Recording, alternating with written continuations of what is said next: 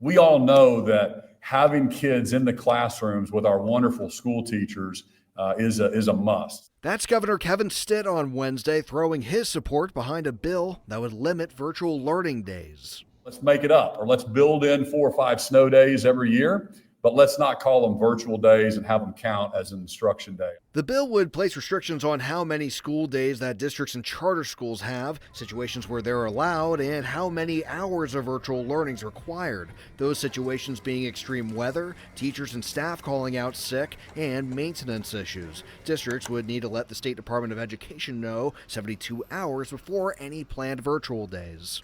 I understand with younger kids, we all prefer in-person instruction. I think it's the best method, having that teacher and students in the same space learning together. I spoke with Bixby Public School Superintendent Rob Miller about the bill.